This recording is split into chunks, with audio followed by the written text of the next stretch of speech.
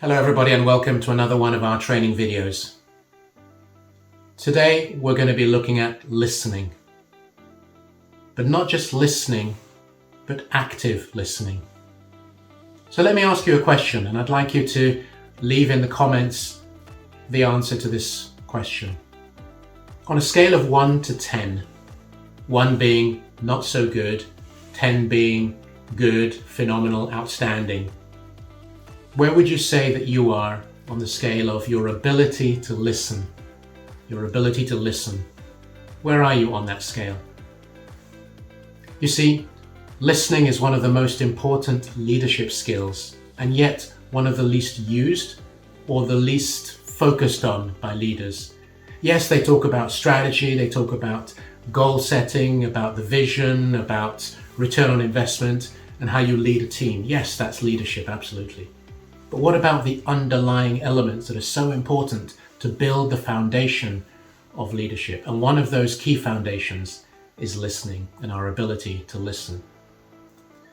My name is Igwe, and I have been for over 35 years creating, leading, growing teams across 5 different markets, including Europe, Middle East and Africa. If these training videos speak to you in any way, please like, share, comment, and of course subscribe to our channel so you continue to get our new videos as and when they come out. So like I said, listening is critical, but it's more about active listening. And then I'm going to take you through 3 elements, 3 aspects that I think are important to help you to build on that foundational skill of listening. So what is active listening? Well, on the one hand, it's about your ability not to hear the words only, but to look into the eyes and see what the person is saying or communicating through the eyes. But more importantly, it's about using your own senses, all the senses that you've been given, elevating that to a certain point where you can pick up all the signs and languages which are not very clear in terms of what the person might be saying to you. Active listening can be pretty tiring, to be honest.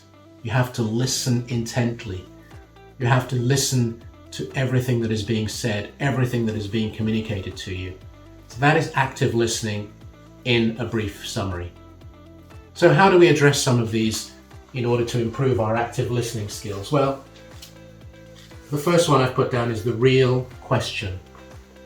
Real question. In other words, as you're listening, you want to find out, what is the person really saying? What are they actually trying to communicate? Because let's bear in mind, if you're the boss or the leader, you're the owner of the company or whatever, and somebody comes to talk to you about something, they may feel less than comfortable, they may feel intimidated, they may feel a little hesitant. So when they're saying, if you only listen to the words, when they're saying whatever it is they're saying, it may not be what they're really wanting to say. Let me give you a very simple example. Let's say you go to your boss, maybe it's annual review time or maybe some other time in the year, and you go to the boss and you say, I would like, or I want, or I need a salary increase. Now, as the boss, as the leader, you may say, well, that's simple, they want more money. But that's not the real question, is it? Why do they want the money? What do they need it for? What is the aspect that has encouraged them to want to ask for more money, which is maybe beyond what you or the company was going to provide? So you need to get to the question to really understand what they are asking. And once you know that, you'll know how best not only to answer the question. So even though it's a yes, the fundamental underlying element is what allows them to know you are listening and you are engaged with them. Because remember, at the end of the day, the active listening part is to enable the other person to feel comfortable, reassured, know that they are cared for, that they are appreciated, they're loved, whatever. So they too are picking up your subliminal wavelength also. So that's the first one, the real question. What is it? Get to the real question.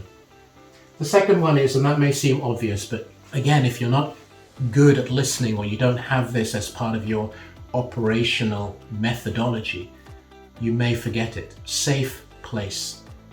When someone is sharing something with you, they have to know that they are in a safe environment. If they're in a safe environment, what do you think is going to happen? They're obviously going to be more comfortable, more open, more relaxed, more able to share. So you need to provide a safe place for them to do it. Now, let's be honest, you may not always physically be able to find a room or take them to your office and sit down. It may be that you're traveling with them and they want to express something, but it's not about the physical space. As important as that is, it's about them knowing that they can literally step into your zone, your environment, and know that they will be listened to and they will be nurtured and they will be respected. So provide a safe place for that discussion to happen. The other one is time. Again, this may seem very obvious. You have to give them time to say what they want to say. Well, yes and no. Yes, in the sense that you may be able to give them 60 minutes, but no in the sense that you may only have 6 minutes. Imagine that, like me, I've traveled a lot all my career. I've had to use the telephone, listen to what somebody is saying. Maybe it's an idea, maybe it's a complaint, maybe it's a worry, maybe it's a concern, something is not happening right.